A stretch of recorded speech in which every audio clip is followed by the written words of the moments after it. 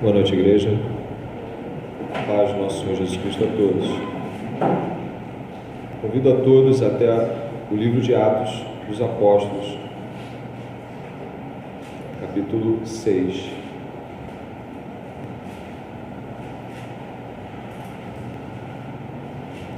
Faremos a leitura a partir do verso 8.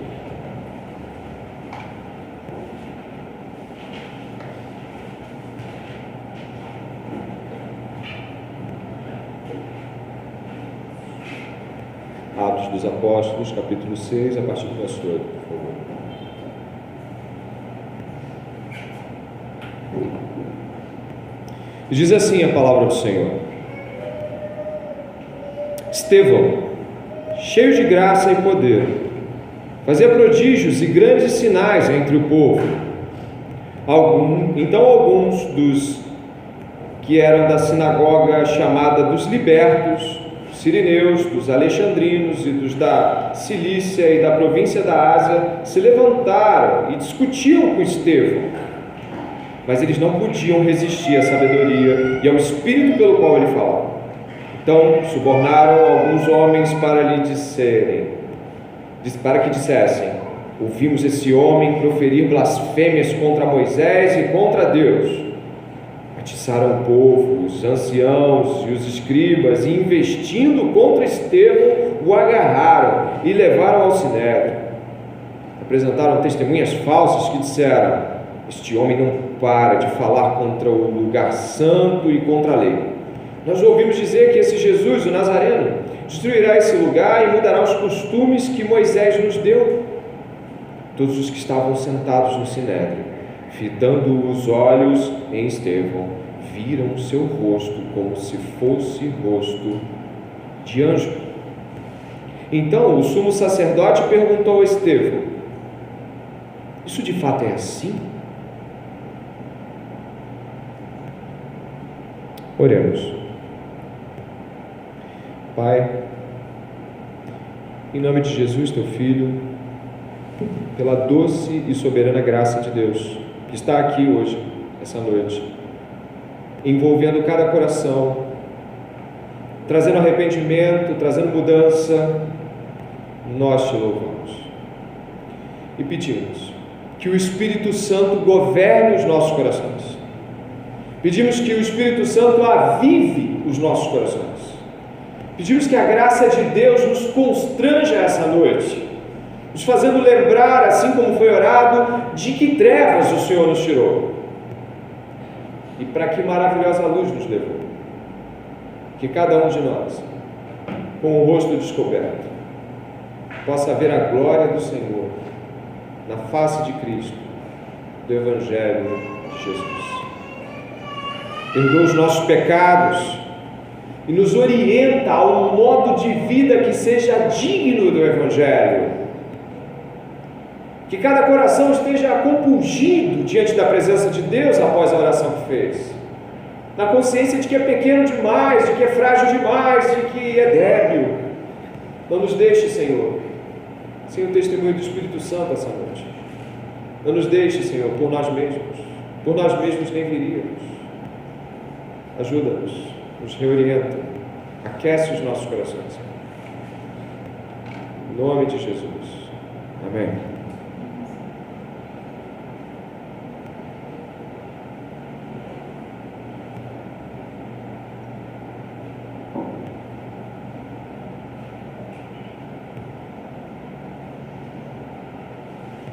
Estamos aqui nesse que é o 19º sermão sobre o livro de Atos dos Apóstolos.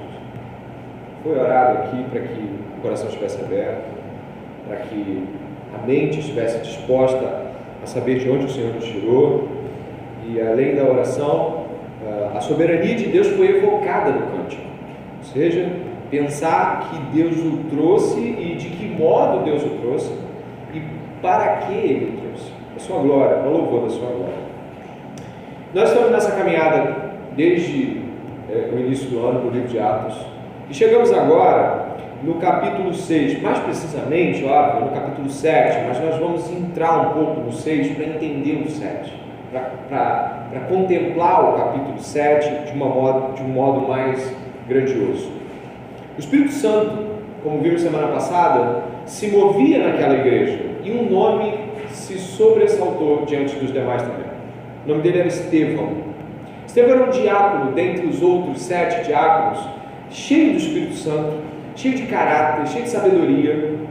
E nós vimos aí ao longo do processo da leitura de que o Espírito Santo usava ele não somente para o trabalho de diaconia, que já era maravilhoso, o fato de que ele conseguia repartir, dividir os proventos da igreja para que a igreja pudesse estar equilibrada, para que não houvesse dissensões entre os irmãos. Então Estevão já era usado na diaconia de maneira precisa, mas se isso não fosse o bastante, Estevão ainda era um pregador. Estevão ia para as ruas evangelizar. Estevão avançava diante das sinagogas, como os grandes apóstolos de Deus faziam. Estevão também fazia isso. Isso é importante porque nos orienta numa percepção mais clara de que diaconia não se trata necessariamente apenas daquele que sabe mexer nas coisas, ou talvez nem saiba, mas daquele que, orientado pela palavra, é sim capaz de prover as necessidades materiais da igreja, mas é um evangelista, mas é um propagador da verdade de Deus. Então, como semana passada falamos, Estevão é um paradigma, né? E nesse momento aqui, nós temos algo incrivelmente importante para esse texto. Estevão é levado perante o Sinédrio, aquele mesmo Sinédrio, aquele que julgou Jesus. Estevão é levado até ele. Estevão é colocado diante desse momento, e não é possível que a gente acredite que essa jornada de Estevão começou só em Estevão, ou deva ser olhado apenas pelo olhar de Estevão. Não sei se a pronúncia vai ser correta, mas Warren Webster, eu não consigo falar o segundo nome, mas ele é um excelente teólogo, morreu há pouco tempo, 2 semanas atrás, e ele tem um comentário do Novo Testamento fantástico. E ele vai dizer, e eu peço que você olhe, sempre faço essa remontagem de Atos, eu não tenho problema com isso, mas se você olhar o capítulo 5, ele vai dizer que a posição que Estevão está, ela finaliza um tipo de cena e contato com o livro de Atos antes da conversão de Saulo, antes da pregação de gentios. Ele vai dizer que no começo do capítulo 5, Ananias e Safira, a verdade, sim, a verdade sobre Deus, ela é santificada no meio do povo, de tal forma que Ananias e Safira, tentando provar a verdade, né, e valer-se da sua própria verdade, a sua mentira, eles acabam tendo o assombro de Deus e são fulminados pelo Espírito Santo, e a verdade é santificada, diz o teólogo. Ainda no capítulo 5, mais precisamente no verso 17, a perseguição aos apóstolos é empreendida. E aí essa verdade é atacada, diz o teólogo, atacada mesmo. Ela é atacada com palavras, com tentativa de violência, com prisão. A verdade, nesse momento, recebe confronto. Um pouco mais à frente, no final do capítulo 5, a gente vai encontrar o nome de Gamaliel, lá pelos versos 38, 39, 40. E Gamaliel, um homem muito sábio, às vezes pode nos enganar, no sentido de não percebermos que nesse ponto, diz o teólogo, a verdade é evitada. Gamaliel dá um parecer de não mexa com isso, pode ser que seja sobre Deus.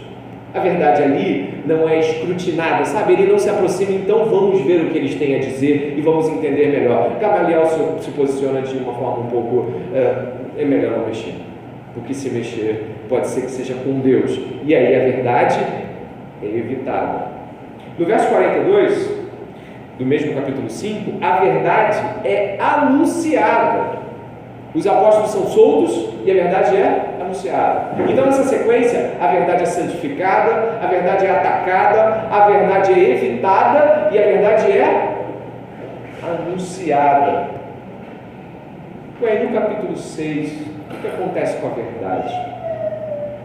Ou de que modo podemos olhar essa continuidade? Em João capítulo 18, na última fala que Jesus tem com Pilatos, ele pergunta: tu és rei? Ele: sim, eu sou rei. E para isso que eu vim ao mundo.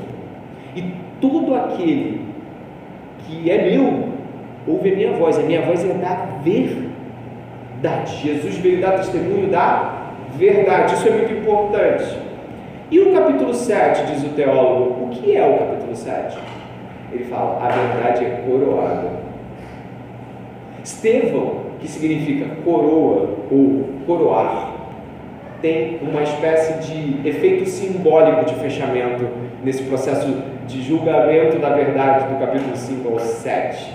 A verdade é santificada, a verdade é atacada, a verdade é evitada, a verdade é anunciada, a verdade é coroada. Em Estevão nós temos um fechamento. E se você puder olhar, vai perceber que existe um paralelo tremendo entre a história de Estevão e a história de Jesus. Estevão, assim como Jesus, observe o verso 13, também é apresentado contra ele testemunhas falsas, assim como Jesus. O Evangelho de Mateus deixa muito claro no final. Ele vai dizer que testemunhas foram levantadas para dizer que Jesus queria derrubar o templo, que Jesus ia acabar com a lei, exatamente como Estevão.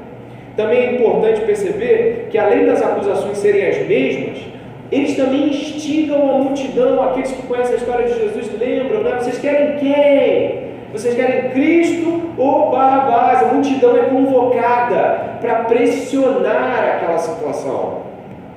O incrível paralelo entre Jesus e Estevão é maravilhoso. E se vale ressaltar, eu acredito que vale, não havia Bíblia nesse momento.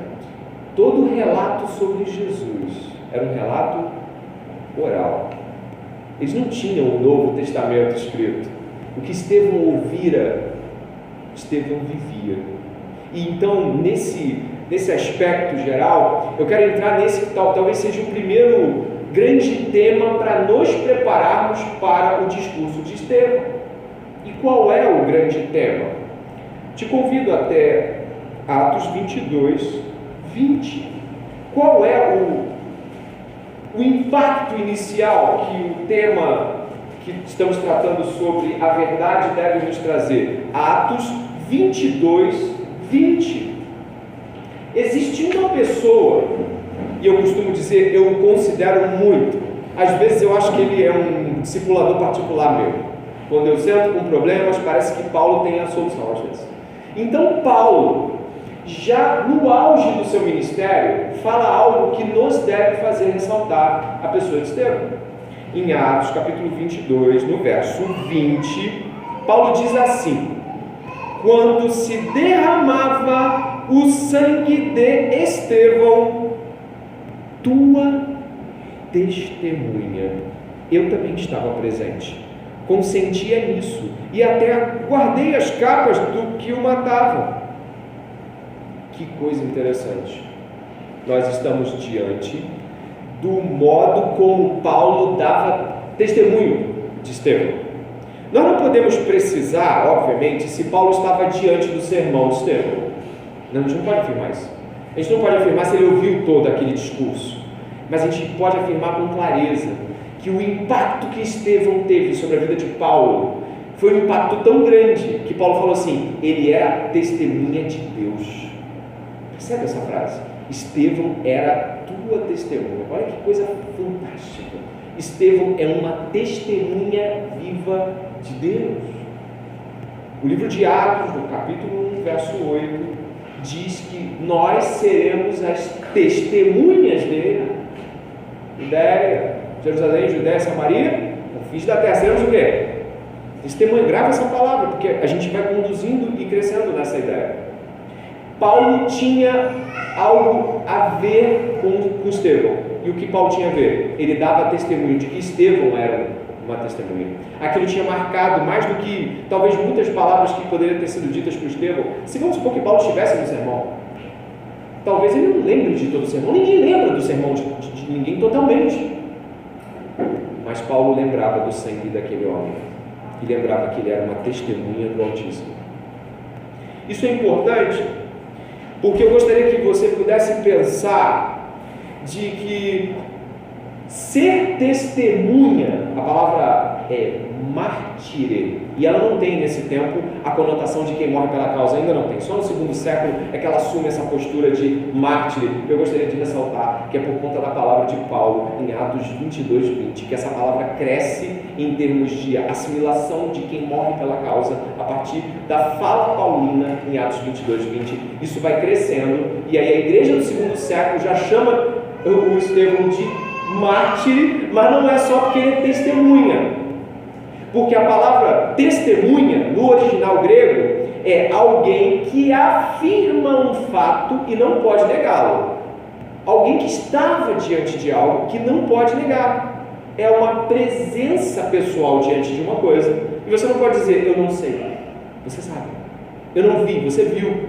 Então, o ser testemunha até ali é, você viu? Vi. Não posso negar, eu vi. Não posso negar, eu estava. Não posso negar, aconteceu. Isso é ser testemunha.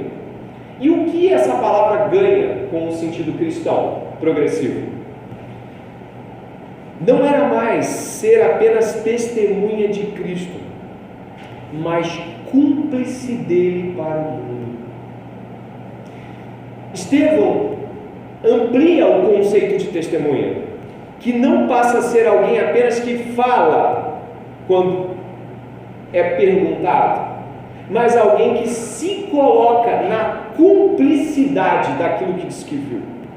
É como se a palavra testemunha agora não ganhasse apenas o aspecto de eu conheço, mas eu sou como.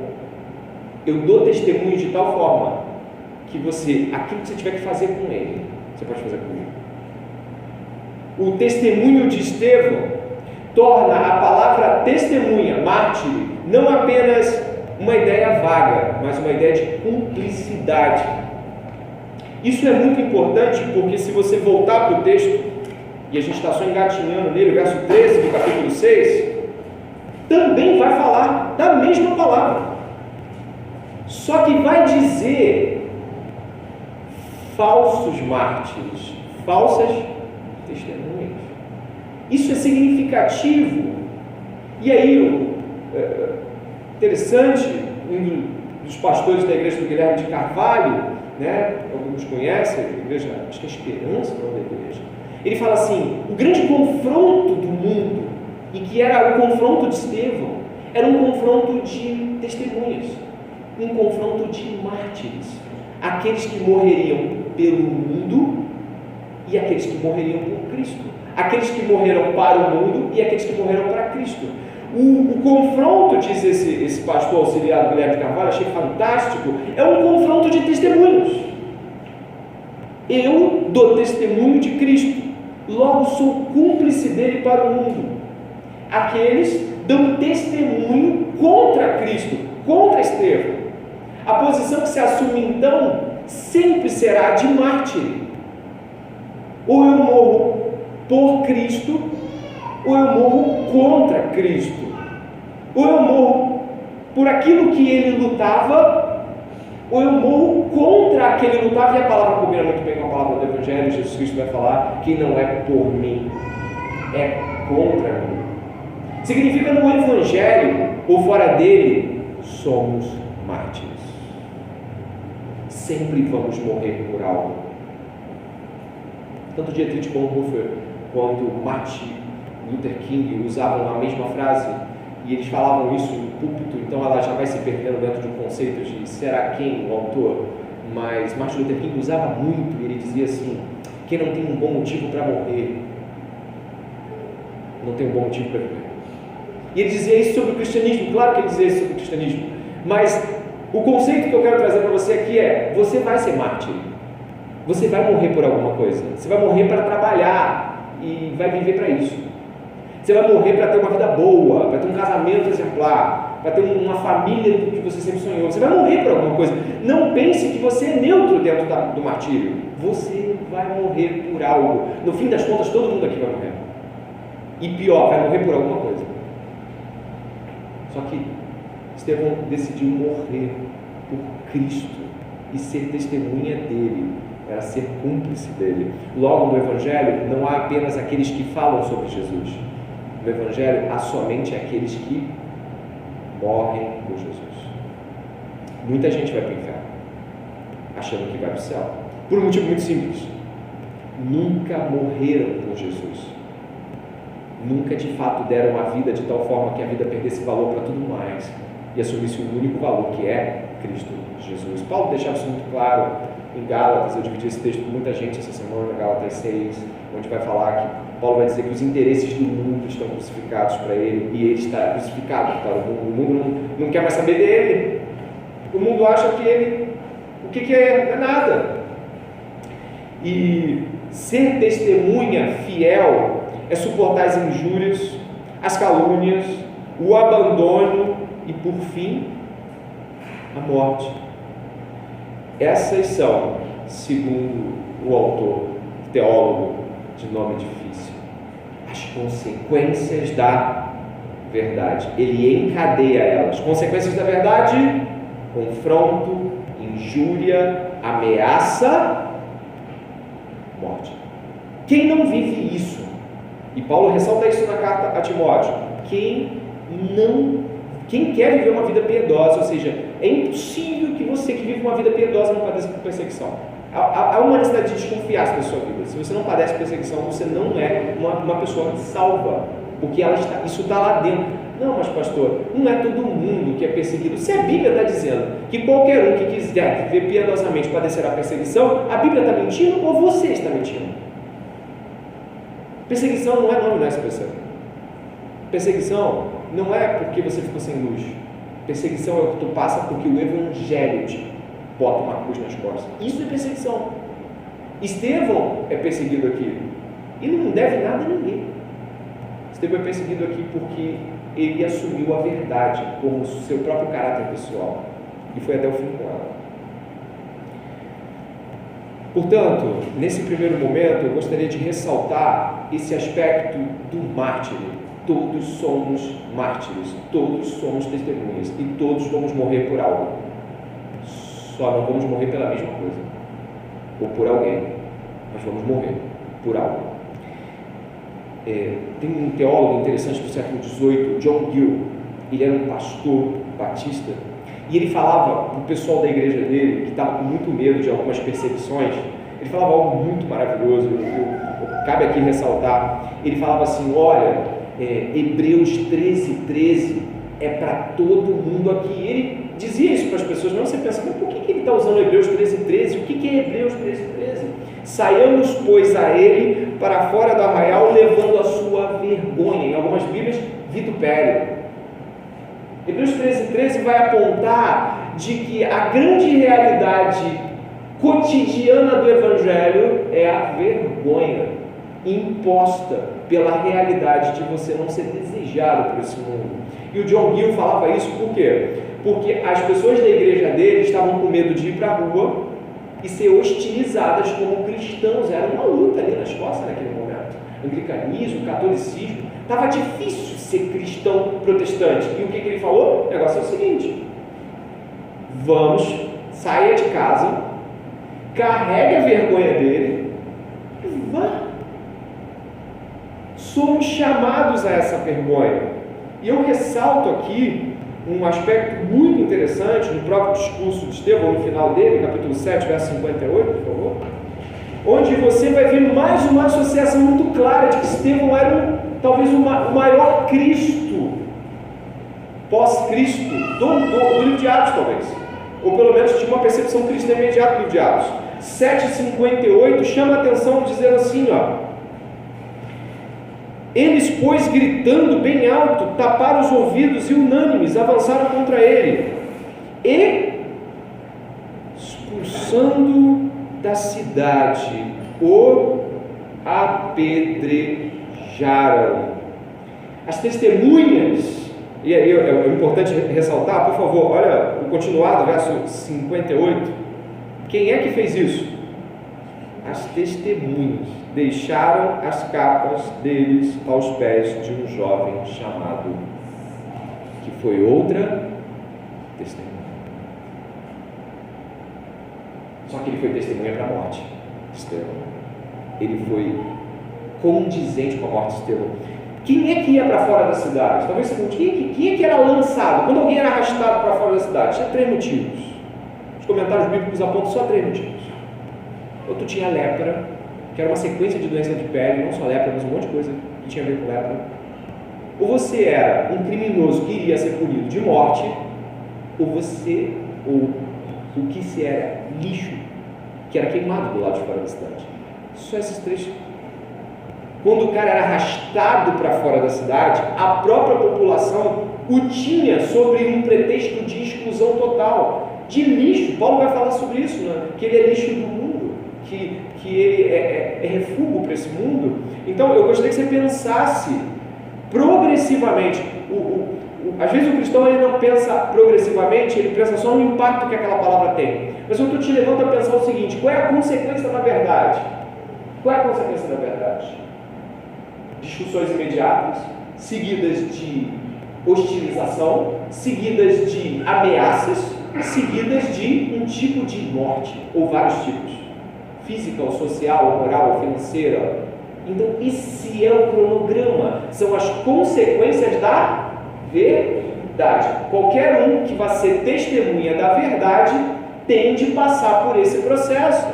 É um processo cristão. Por isso que também você talvez não tenha passado por isso até hoje. Pergunte a Deus o que está acontecendo. Pode ser que você não seja salvo, e por isso ninguém te persegue. Te persegue por outros motivos, mas não por esse.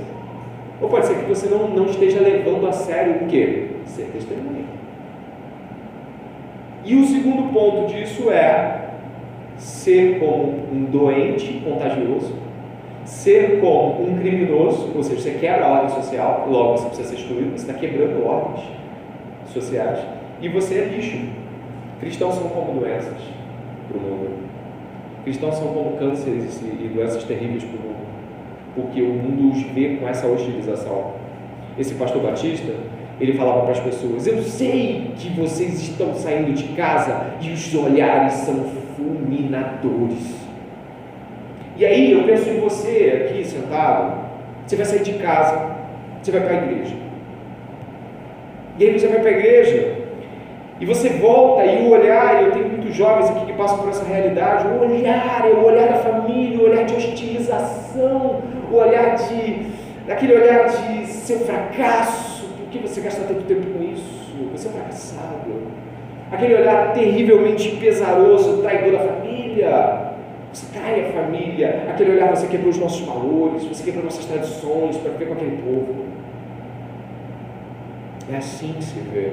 O verso 54 desse capítulo 7 é terrivelmente franco ao analisar essa realidade. O verso 54 fala, depois que o discurso de Estevão cai aos ouvidos daqueles homens, fala assim: ao ouvirem isto, ficaram com o coração o quê? Cheio de raiva, e rangiam os dentes contra ele. Essa é uma expressão de fulminação. Os versículos posteriores você viu, eles fizeram o quê? Tamparam os ouvidos. Você sabe o que significa? Eu não quero mais te ouvir, eu não quero te ouvir, eu vou te matar, eu quero você longe daqui, eu não aguento a sua presença, sua fala me irrita, você é desprezível. Isso é cristianismo.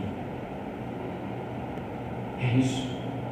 Ou o cristianismo penetra no coração e alguém cai chorando, sem forças, ou ele endurece o coração daquela pessoa e ela vai violentamente contra você. Isso é quando o cristianismo é pregado. O cristianismo mesmo é pregado. Vitupério, em algumas versões, é vergonha. Paulo está quase morrendo, como diria Hernandes Dias Lopes, na antessala da morte.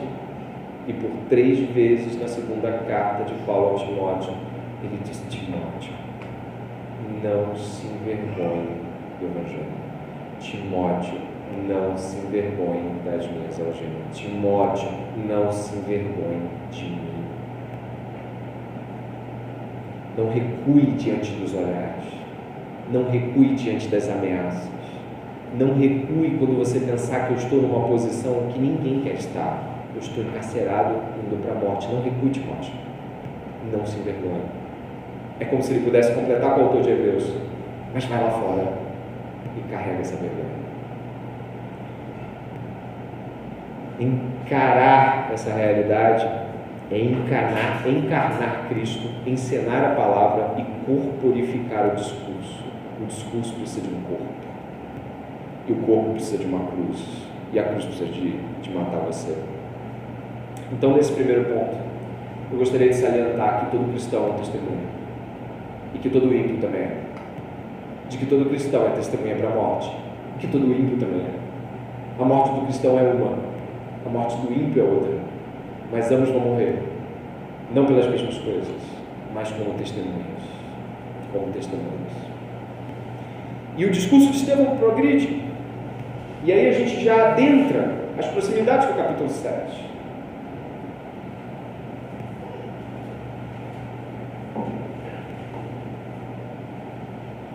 Na proximidade do capítulo 7, eu gostaria de trabalhar com o seguinte tema. Se no primeiro eu gostaria de lembrar, falando sobre a testemunha, e aí eu posso não ter falado o tema que escolhi, mas eu me posicionei algo como a apologia de Estevão para um evangelho radical. Nesse segundo ponto, eu gostaria de ressaltar que o evangelho radical de Estevão era o evangelho da glória de Deus. Eu vou repetir. É o evangelho da glória de Deus. Há uma diferença muito grande do evangelho para a filosofia e pensamento humano. Uma diferença muito grande. O moralismo religioso e tudo mais, há uma diferença muito grande. O evangelho, ele afeta não somente o modo como eu vejo, mas como as pessoas me veem. O evangelho faz isso. Tudo que eu vejo muda e tudo que viam em mim muda. Incrivelmente eu passo a ser outra pessoa com os olhos dos outros. Incrivelmente o mundo passa a ser outro com meus olhos. Estava ontem numa conferência maravilhosa, a qual alguns irmãos que não estão aqui hoje ainda estão. Vão chegar de noite com novidades. Mas a palestra mais simples, que é do Paul Tripp, mexeu muito comigo. O Paul Tripp, esse pregador, você vai encontrar a palestra dele na internet, ele vai falar nessa conferência, ele foi ontem nessa conferência, ele falou isso ontem nessa conferência, que ele falou sobre o fato de nós perdermos, devido à familiaridade, perdermos a glória. Isaías capítulo 6, e ele usou esse texto. Imagine que Isaías capítulo 6 é um texto glorioso. Isaías está subindo no ano da morte do rei Uzias. Eu vi o Senhor sentado no alto e soberano e maravilhoso trono. Então o Senhor apareceu e as vestes do Senhor enchiam o templo e as bases se mexiam. E aí, verso 6:3 vai dizer que os serafins diziam: Santo, Santo, Santo é o Senhor dos exércitos, e toda a terra está cheia de Senhor. Não sei se ele caiu de joelhos, eu não sei se ele segurou-se em algo, mas aquilo era terrível, aquilo era maravilhoso, aquilo era grandioso, mas era o mesmo Deus, o mesmo tempo. O que houve? Houve que Deus tocou em Isaías de tal forma que ele viu a glória de Deus. Paul Tripp cita algo muito precioso: quanto mais você ouve sobre algo por julgar conhecer, pode não estar mais ouvindo. Eu vou de novo. Quanto mais você ouve algo ou sobre algo por julgar conhecer, pode já ter parado de. E a fé vem pelo. E o que Paul Tripp salienta, ele diz que a tragédia de um crente é quando ele perde o maravilhamento. É quando ele olha para Isaías 6 e passa para Isaías 7 sem parar. É quando ele abre e lê a ressurreição e passa sem parar os olhos e contemplar. Você talvez não tenha percebido, mas isso acabou de acontecer aqui. Olha, capítulo 6, verso 13, 14, 15. Apresentaram testemunhas falsas que disseram, o que eles disseram? Este homem não para de falar contra o lugar santo e contra a lei. Nós ouvimos dizer que esse Jesus, o Nazareno, destruirá esse lugar e mudará os costumes que Moisés nos deu. Olha o que Deus fez.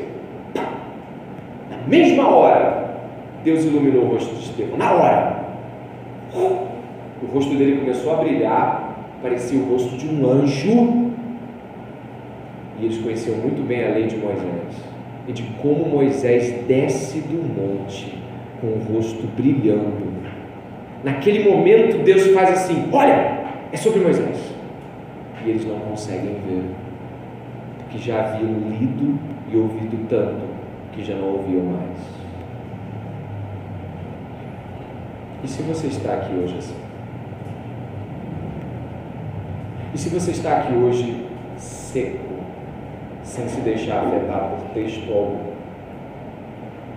Os sermões até tocam em você e eles são belos, porque a construção de sermões às vezes é muito bonita, não é? Você consegue admirar o sermão, não consegue? Eu acho que eu já fiz isso muitas vezes. Mas ele não te maravilha, porque você deixou de contemplar a glória de Deus. Logo você senta ali e ri, e não consegue ficar paralisado, pensando na glória que Isaías viu. Diz a tradição judaica que Isaías foi cerrado ao meio. Motivo? A pedido de um rei ímpio de Israel. E sabe qual é a afirmação do rei? Manassés? De que ele tinha visto Deus, e ninguém pode ver Deus senão vai morrer. Olha o que isso é a tradição judaica que fala sobre isso. Mas imaginando quantas vezes talvez Isaías tenha dito isso: eu vi a glória de Deus, eu vi a glória de Deus, eu vi a glória de Deus. Talvez em muitas conversas ele falava: mas olha, cuidado com o que você está falando, eu vi a glória de Deus, eu sei quem ele é. Entende? Maravilhamento. Portanto, ao citar Isaías 6, esses homens certamente conheciam a história de Moisés, e ao citar Isaías 6 eu me lembrei de quantas vezes eu me prostrei diante de Isaías 6.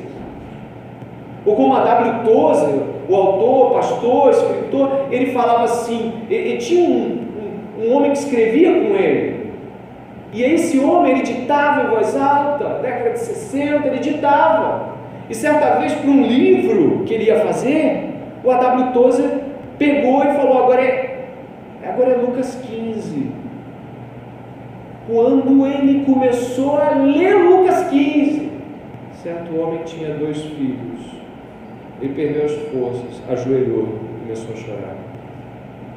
E o camarada que estava do lado dele ia começar a escrever, parou e começou a chorar. Ele era os filhos, e ele se ajoelhou e contemplou a beleza da glória do Evangelho de Jesus.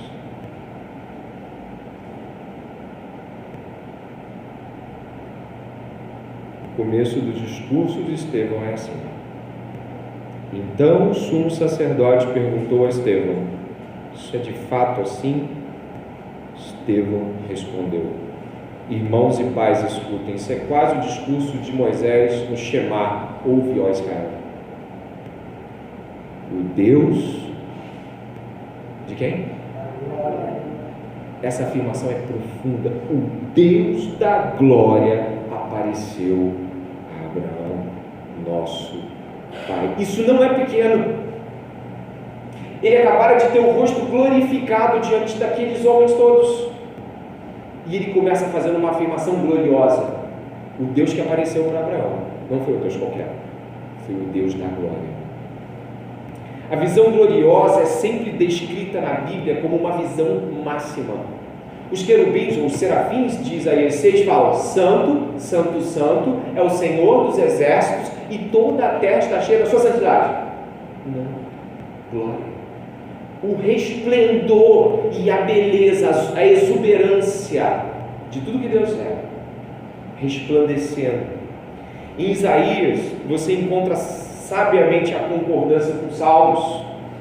Os céus declaram a glória de Deus. Salmo 19, verso 1. Parece que o Deus da glória é o nosso Deus. E quando perdemos os maravilhamentos diante da palavra e diante do Deus da glória, nós estamos vivendo secos. Romanos capítulo 3, verso 23 diz que todos pecaram e foram destituídos da glória, não podem mais contemplar, não podem se alimentar mais disso, não podem mais tocar nisso e tampouco refletir isso. a tua secura de espírito, tua sequidão, o teu estou seguindo, é porque o maravilhamento se perdeu. E ele precisa voltar. Ele precisa estar lá, ele precisa queimar o seu coração.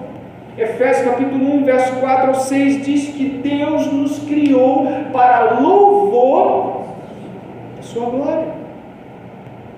Atenção! Uma visão gloriosa muda sua vida e muda a vida de quem te vê. Isso é tão importante e expressivo que é perceptível que Isaías muda. Os discursos de Isaías daí para frente vão encher a nossa mente sobre o Messias. O Messias começa a surgir em todos os discursos de Isaías até o fim do livro. E a palavra glória de Deus é manifestada seguidas vezes, capítulo 40, capítulo 39, capítulo 60, capítulo 61. Capítulo 61 diz que vai terminar com a glória de Deus, de que os carvalhos de justiça são para a sua glória. Onde nós chegamos? Se tu, se eu perdemos a visão gloriosa de Deus, não conseguimos sentir prazer nele, não conseguimos sentir prazer na oração, não conseguimos sentir prazer na leitura, não conseguimos sentir prazer no culto. Então perder a chama e a paixão pela glória de Deus é perder tudo mais, ainda que salvo. Mas você vai empurrando os dias e seguindo. O importante é fazer a coisa certa. Perdeu-se a chama, perdeu-se o aquecimento. E aí é que você vê o que acontece com o discurso, que só se inicia hoje e termina semana que vem. Ele vai dizer assim, Estevão: irmãos e pais, escutem, o Deus, pode falar, o Deus da glória, fala, o Deus da glória apareceu a Abraão, nosso pai, quando este estava na Mesopotâmia, antes de morar em Harã, e lhe disse: saia da sua terra e do meio da sua parentela e vá para a terra que eu lhe mostrarei. Então Abraão saiu da terra dos caldeus e foi morar em Harã, e dali, com a morte de seu pai, Deus o trouxe para esta terra em que vocês agora estão morando. Nela não lhe deu herança, nem sequer o espaço de um pé, mas prometeu dar-lhe a posse dela, e depois dele a sua descendência, embora Abraão ainda não tivesse filhos. E Deus falou que a descendência dele seria peregrina em terra estrangeira, onde seriam escravizados e maltratados durante 400 anos. Deus disse ainda: castigarei a nação da qual foram escravos, e depois disso sairão daí e me servirão nesse lugar. Então lhe deu a aliança da circuncisão. Assim Abraão gerou Isaque, e circuncidou no 8º dia. Isaque gerou Jacó, e a Jacó gerou os 12 patriarcas. Uma visão gloriosa de Deus faz transbordar da minha boca uma clara certeza de que Deus governa a história. E se você leu, ou tiver que ler de novo, vai perceber que o tempo todo Estevão fala: Deus se revela a Abraão, depois Deus manda ele ir, depois Deus manda ele voltar, depois Deus diz que o povo vai ser escravizado, Deus diz que vai lhe dar o filho, Deus diz, Deus faz, Deus coloca, Deus puxa, Deus tira. Uma visão da glória de Deus coloca na minha boca uma clara certeza de que Deus controla a minha história e a sua história. Não é possível ter uma visão soberana de Deus se eu não tiver uma visão gloriosa de quem Deus é, porque a glória de Deus me faz perceber que esse Deus, do jeito que Ele é, faz o que bem lhe aprova, e Ele pode perder uma visão gloriosa de Deus. É dar espaço para a ansiedade, é dar espaço para o medo. E disse o Paul Tripp também ontem, algo maravilhoso, eu acho que foi o Paul Tripp. Ele falou assim: se você quiser vencer todos os medos, tenha um só medo: temer a Deus.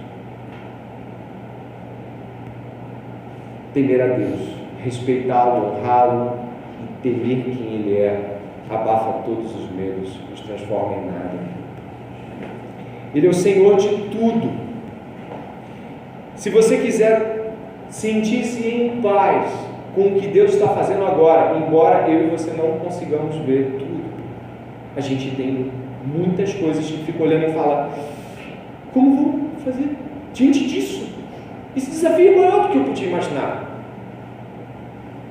Mas os discursos de Estevão vão dizer: sim, José foi preso, traído pelos seus irmãos, mas o Senhor estava com ele.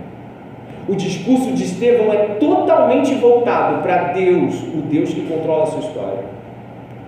E eu não consigo crer que Deus está controlando a minha história sem uma visão gloriosa e maravilhosa de Deus. A minha boca precisa ressaltar a soberania de Deus, e ela só o faz quando a minha visão vê a glória de Deus. Perder a glória de Deus, perder tudo mais. Encaminhando para os minutinhos finais, te aconselho a olhar comigo o final, pós-discurso de Estevão, no capítulo 7, verso 54. Repare o fim, você viu o começo, repare o fim do discurso de Estevão. Ao ouvirem isto, ficaram com o coração cheio de raiva e rangiam os dentes contra ele. Mas Estevão, oh glória, glórias a Deus, cheio do Espírito Santo, fitou os olhos no céu e viu a glória de Deus e Jesus, que estava à direita de Deus. Então disse: eu vejo pedras, eu vejo ranger de dentes, eu vejo a morte, eu vejo que ninguém me ama, eu vejo meus ressentimentos, eu vejo, cadê os apóstolos para me sustentar nesse momento? Eu não vejo Pedro do meu lado, eu não vejo meu pastor do meu lado, eu vejo o que ele vê? Eis que vejo os céus abertos, algo como eu estou subindo, né? E o Filho do Homem em pé à direita de Deus. Eles, porém, gritando bem alto, taparam os ouvidos e unânimes. Ele não queria ouvir Jesus, ele não queria ouvir que Estevão estava olhando para a glória de Deus. Avançaram contra ele, expulsando da cidade o apedrejaram. Os testemunhos deixaram as capas deles aos pés de um jovem chamado Saulo, que viu um homem que viu a glória de Deus.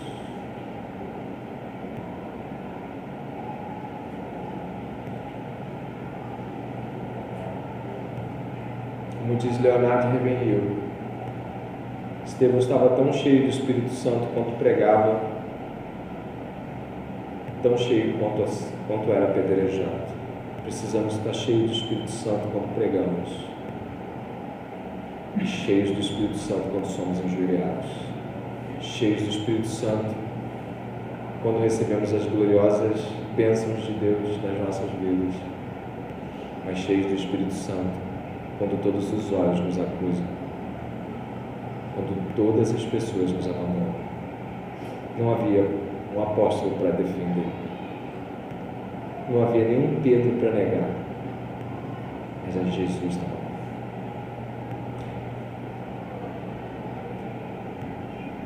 Paul Tripp fala que se você quiser recuperar a visão gloriosa, você precisa, como Isaías, primeiramente dizer: ai de mim, que vou perecendo, porque eu sou um homem de lábios impuros, vivo no meio de um povo de puros lábios, e os meus olhos viram bem. É impossível recuperar uma visão maravilhosa e gloriosa de Deus se não se arrepender de não tê-la buscado. Se essa noite você está ressecado, embrutecido e desanimado, só existe uma coisa que pode fazer algo por você: uma visão da glória de Deus, uma visão grandiosa de Deus, uma visão que te transtorne. E essa é a visão que Deus quer te dar essa noite. Ore comigo.